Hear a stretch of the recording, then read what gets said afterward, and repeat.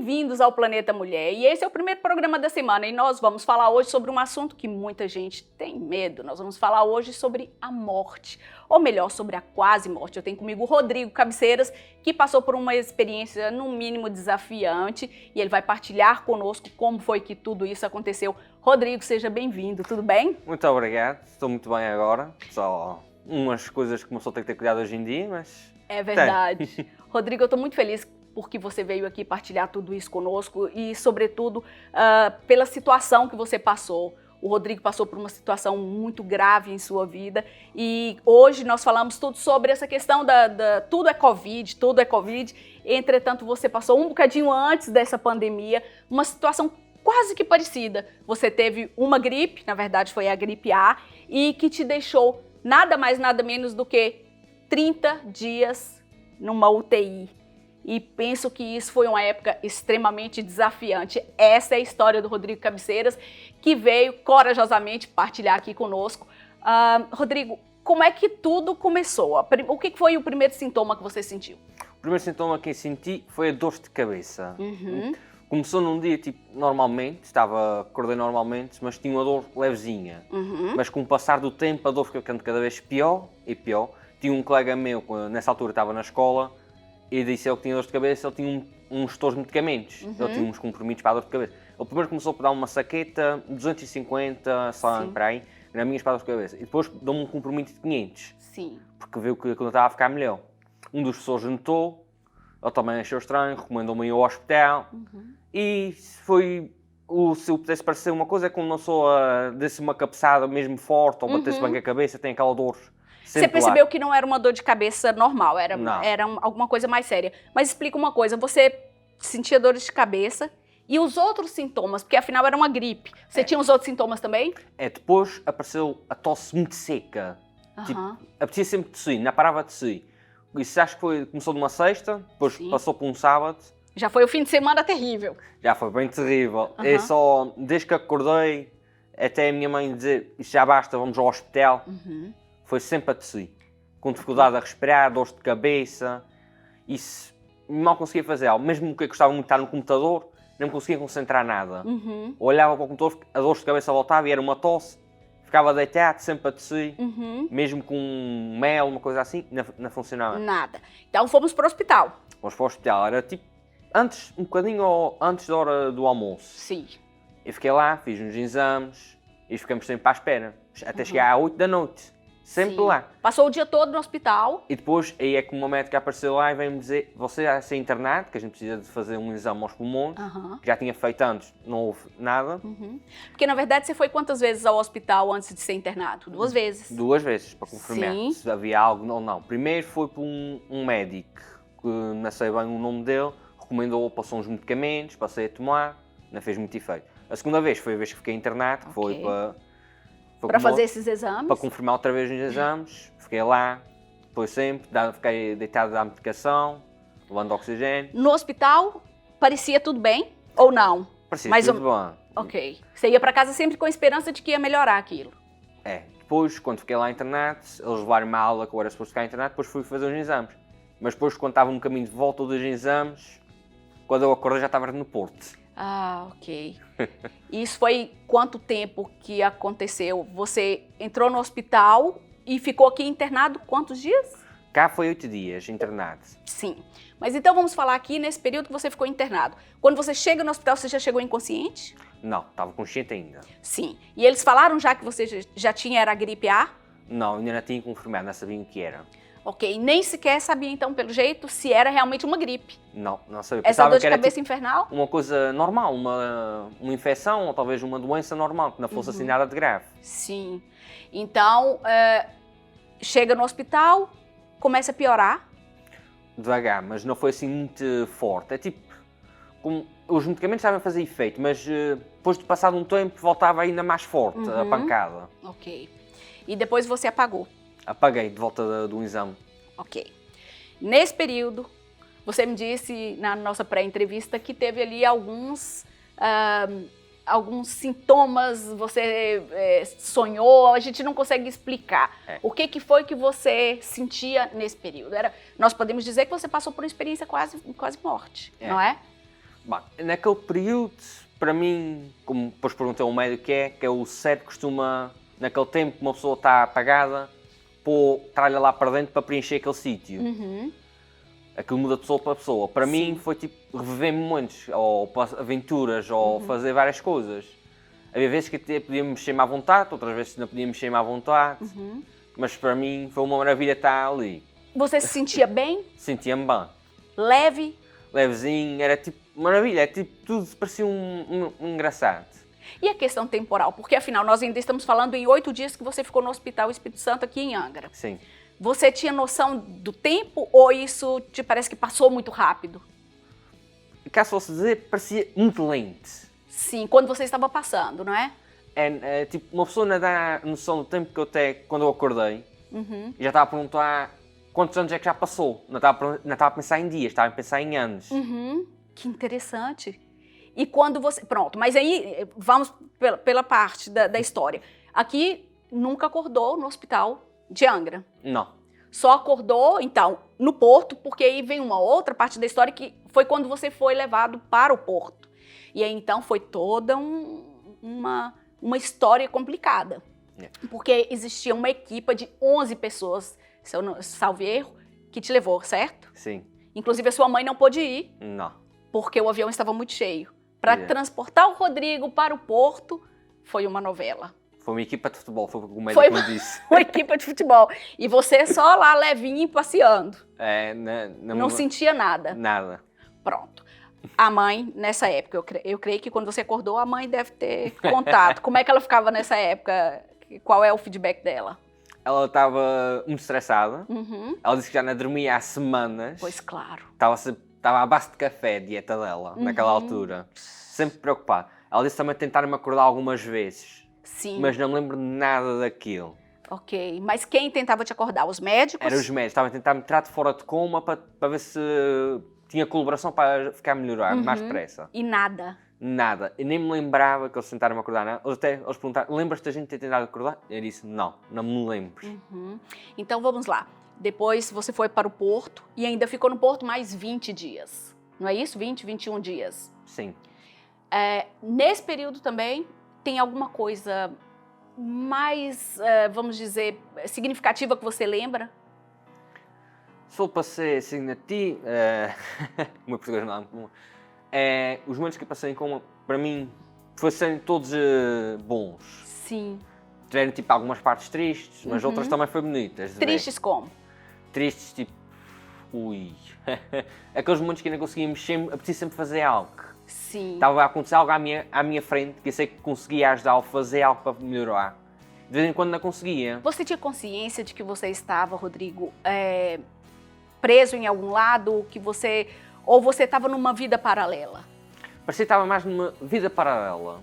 Ok. E você tinha medo? Chegou algum momento que você tinha medo? Você tinha essa consciência, por exemplo, de eu tenho que voltar para encontrar com a minha família, com a minha mãe, ou não? Não. Para mim, parecia que eu estava sempre lá. E a parte mais interessante é tipo, não importava a idade que eu tinha, podia ser um bebê ou uma pessoa velha, que ia sempre alterando as idades. Eles tinham sempre o mesmo aspecto. E você lembra qual era o aspecto? Ou você só sente? Não, alguns detalhes ainda me lembro, que era tipo, a minha mãe tinha sempre um casaco preto. Sim. Muito pesado, tipo, alguém estava sempre ao frio, ou estava a tentar ficar sempre quentinho. O meu pai era tipo um casaco, aqueles castanhos antigos. Eles estavam lá também? Estavam. Em alguns momentos? Pelo que os médicos também dizerem, ele também estava sempre a dizer mãe ou pai, tipo, alta velocidade, só podia entrar uma pessoa, ele estava sempre a entrar e sair do quarto de emergência, só para me ver. E depois, teve um momento, também na pré-entrevista que nós falamos, você me disse que teve em alguns momentos que você sentiu que cortaram os seus braços? Isso é uma parte engraçada, mas tipo, uma pessoa não sente nada, mas para mim não senti nada, que era uma pessoa, eu estava de vez em quando a andar, olhava para baixo, parecia que tinha desaparecido, os braços ou as pernas desapareciam. Perdi a noção do seu corpo, não é? Perdi a noção do corpo. Uma pessoa olhava, não estava mesmo lá nada. Ok. Tinha desaparecido. Só via tipo uns fios de luz pequenininhos. Rodrigo, sabe que eu agora aqui com você te entrevistando, eu fico Primeiro, muito feliz de saber que você recuperou e está aqui conosco. E também vendo que você é um grande exemplo para pessoas que se calhar estão agora no hospital, que estão doentes. Você está aí bem, forte, inteligente, é super inteligente porque eu conheço. O que você trouxe dessa experiência? Você acha que essa experiência te mudou de alguma forma? Mudou foi os cuidados, que teve preciso ter mais agora, mas também mudou não nível de preocupação, tipo, é mais autoestima. Pelo que uma pessoa passou, uma pessoa começa a pensar, epá, o que é que pode acontecer de mais pior do que já me passou agora? O que é que pode ser de pior de escapar à morte só por um fio? Pois é. O que era a vida antes para você e o que é a vida agora? Antes, uma pessoa, mesmo agora, quando uma pessoa pensa na morte, ainda tem medo. Pensa como é que será a seguir, o que é que fará acontecer. Agora, tipo, ainda penso dessa maneira, mas é calmo, vai ser uma coisa calma, não vai ser nada mau. Você acha que diminuiu a ansiedade? Hoje você vê a vida com um gosto melhor? Vejo a vida com um gosto melhor. Antes era tudo mais apressado, agora vou com mais calma nas coisas. Sabe que é muito interessante você falar isso, porque realmente os jovens são muito apressados com tudo. E você me fala isso é bastante revelador. Agora vamos numa parte importante. Quando você acorda, quer dizer, você entrou no hospital em Angra, quando abre os olhos você está num hospital completamente diferente em outra cidade. O que foi que você falou primeiro, você lembra? Quem sou eu? Foi o meu primeiro pensamento, não foi o que falei. Ai, meu Deus. E sua mãe estava por perto? Não, eu estava a pensar nisso, acho que estava ainda tinha muita ninguém ao meu lado. Sim. Primeiro... Foi à noite ou foi de dia? Isso agora que, tipo, quando eu comecei a pensar esses pensamentos, não tinha noção. Só tipo, conseguia ver, parecia que estava tudo apagado. Sim. Só tinha um sítio com luz, com umas cadeiras, acho que eram os médios onde é que estava. E eu numa cama, e quando levantava o braço estava amarrado, que eles disseram que tive alguns problemas quando tentava acordar, estava amarrado. E depois também, não sentia a barba, que tinha naquela altura uma barba, era um bocadinho esquisito. Você não tinha assim a noção exata do corpo, de como estava acontecendo, Era muito pesado o corpo. Naquela altura começou, não sabia se era mesmo eu ou não. Até porque 21 dias em coma, todo parado, até os músculos se calhar já sentiam. A médica disse que com o tempo que eu fiquei parado, os músculos desaparecerem todos. Era como se eu fosse um bebê outra vez. Você teve que fazer fisioterapia depois? Eu até para andar, ao início, não conseguia. Sem ajuda, sem um ferro de suporte, não conseguia dar nem um passe. Nessa época, a sua mãe já estava lá? Já estava lá, estava-me a acompanhar na recuperação. Então você pensou, quem sou eu? Você tem noção mais ou menos quais foram os primeiros pensamentos que vieram para você descobrir quem era você? Primeiro... Eu sou Rodrigo. Foi assim? Primeiro foi assim o meu nome. E depois foi o qual. Comecei-me a lembrar os últimos momentos, antes de estar ali. Começou a vir à superfície os seus pensamentos, mas então você ainda pensava em Angra. Ainda pensava que estava em Angra ou um sítio assim. E depois, quem foi a primeira pessoa que você viu? Um médico, uma enfermeira, a mãe? Acho que foi um médico. Agora o nome já não... Imagina como deve ter sido isso, né? Porque depois de 21 dias em coma, com transporte e tudo, quando você acordou deve ter sido uma festa no hospital. E aí as pessoas começam a fazer aquelas perguntas básicas, acredito eu. Foi assim? Começaram a fazer umas perguntas. Não foi bem perguntas, foi começar... Rodrigo, está bem, estamos aqui agora no hospital. Eles mesmos já começaram a te... Começarem a dizer onde é que eu estava, não para eu preocupar, que os meus pais estavam lá fora, só estamos aqui para ajudar-te. E você começou a ficar mais tranquilo? Já estava tranquilo, só estava tipo, a estranhar a situação. É que logo à frente da minha cama tinha um pilhar. Quando eu olhava para o pilhar, fazia-me lembrar de outro sítio que eu tinha visto quando estava em coma. E quando eu olhava para aquilo assim... surpreendente! E depois quando eu olhava para aquilo, ficava assim, eu estou acordado, que estou a pensar, eu sou o Rodrigo Cabeceiras, ou se calhar ainda estou em coma. Ficava tipo assim, isso é verdade ou não é? Que curioso. E depois, então, quem chega? Seus pais? A minha mãe. A sua mãe, claro, a mãe é sempre o primeiro. E aí? Você reconheceu logo? Reconheci. E ela chorou. Claro, não vejo outra situação. Foi surpreendido também, mas... Sim. Pensava que ela estava sempre ao meu lado, para mim. Pensava que ela, por isso quando eu vi-la, não estranha nem nada. Porque parecia que ela estava sempre ao meu lado. Que lindo. E deve ser também porque os últimos momentos ela esteve lá sempre com você antes de você entrar em coma, não é? É. Também você levou isso. Pronto. E agora, então, a gente volta naquilo que você disse. A noção temporal. Então, você começou a pensar... Você perguntou, foi pro médico? Quanto tempo eu tô aqui? Não, isso é... Não perguntei, tipo, nunca perguntei sobre o tempo. Ok. Que para mim, como disse, parecia ter sido anos, mesmo anos valentes. Ok. Parecia que, já perdi 20 anos ou 30. Mas que incrível, que incrível. É mesmo incrível. Pronto, e agora nós vamos falar sobre sentimentos, sobre sensações. Quando você volta, qual a sensação que você tem? Primeiro, você já tinha me dito que lá, quando você estava no coma, você se sentia à vontade, você se sentia bem, na maior parte do tempo você se sentia, ok, estou em paz. E quando você volta, quando você começa a acordar? Você já me disse que teve ali alguma angústia porque estava preso, não é? E muito peso. Depois, o que você começa a sentir? Sobre o peso mesmo? Não, sobre o sentimento. Qual era o sentimento? Ok, eu tô aqui, eu tô vivo. Isso é nervosismo. Foi logo, o início. Uhum. Parecia que estava sempre a tentar ver o que é que estava-me a aprender, sempre a tentar mexer. Uhum. Fiquei logo nervoso ao início. Tinha logo a necessidade de liberdade? Era por aí? Tinha logo a necessidade. Se não fossem os médicos mesmo, quando eles chegaram lá, tem calma. Uhum. Eles estão a tentar me acalmar, que eu estava mesmo cheio de nervos. Quase tipo, estava ali, mesmo bem apertado, que se calhar eu tentei fazer alguma coisa que não devia. Sim. E é interessante, você estava sempre... Você ficou esses um mês inteiro e um dia em coma. E de repente acorda assim, ou você teve momentos que... Não, né? Porque os médicos tentaram te reanimar e você não respondeu. Foi de uma hora para outra que você... Também, depois havia aqueles momentos em coma que uma pessoa não sabe se era acordado ou era ainda em coma, que era... Me lembro de estar numa ambulância. Sim. Mas depois não me lembro se aquilo era mesmo ou não era. Já percebi. Que isso depois... Aquilo mistura tudo, uma pessoa não consegue reconhecer o que é verdade ou o que é mentira naquela altura. Ok. Qual a lição que você trouxe para a sua vida de estudo? É uma gripe, é uma coisa relativamente simples. Simples, mas tem o seu perigo. Tudo tem o seu perigo. Essa época de pandemia te trouxe algum medo, te trouxe alguma angústia em... Será que eu posso passar por isso de novo ou não? É que ter confiança que vou passar bem, que se passa a primeira, a segunda, só preciso ter os cuidados extra e de certeza não vou apanhar nada com os cuidados. Ok. Só preciso ter o cuidado da respiração, as ventanias, está sempre com o casaco mais agasalhado, a diferença de temperatura e está sempre seguro. E está sempre seguro, é isso mesmo. Rodrigo, o que você diria agora para as pessoas que estão passando por situações parecidas com a que você passou, mas sobretudo para a família dessas pessoas que devem estar muito angustiadas, né?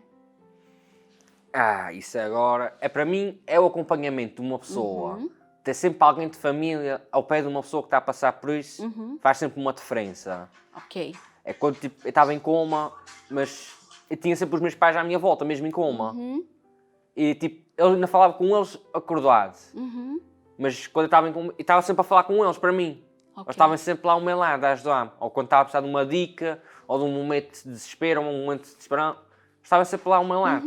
Tinha amor sempre, não é? Você se sentia de alguma forma, se sentia sempre amado. Estava sempre lá conectado com eles. Muito bem. Nunca sentia falta deles, isso era de certeza. Muito bem. Rodrigo, infelizmente o nosso tempo acabou. É uma história fascinante. Eu estou muito feliz por você ter vindo aqui partilhar isso conosco. E eu tenho uma última pergunta para te fazer. Depois disso tudo, você acredita em Deus? Você não acredita em Deus? Você acha que existe uma outra vida depois dessa? Ou isso tudo é científico, isso tudo é um sonho, isso tudo é do cérebro? É uma pergunta difícil, não é? Não, eu li uma coisa que afetou-me sempre foi: se tu consegues imaginar, é capaz de insistir. Que uma pessoa pode olhar para o universo inteiro, mas a gente não consegue ver tudo. Que o universo está sempre a crescer a cada segundo. Eu também fiquei com curiosidade. Sim, e foi pesquisar. Fui pesquisar. Eles estavam a dizer que o universo está a crescer todo ao segundo a sua idade. Por isso, como já passou bilhões, mais do que bilhões de anos, ele a cada segundo está a acrescentar mais bilhões de anos ao tamanho dele. É verdade. E depois a gente não sabe o que é que a gente pode encontrar lá fora. Muito bem. Olha que essa entrevista foi muito melhor do que eu imaginava, Rodrigo. Muito obrigada mais uma vez por estar conosco. E também estou contente por estar aqui, por isso. Então, tá bem, muito obrigada. Terminamos assim o Planeta Mulher, muito felizes, porque nós acreditamos em quê? Nós acreditamos na vida, nós acreditamos que as coisas podem e devem estar sempre melhores. E por causa de situações como essa do Rodrigo, em que tudo pode mudar por causa de um vírus pequenino, que seja o Covid ou não, acreditem, a vida pode estar sempre melhor. E sejam sempre bons uns com os outros, que é disso que o nosso planeta está precisando. Até o próximo programa.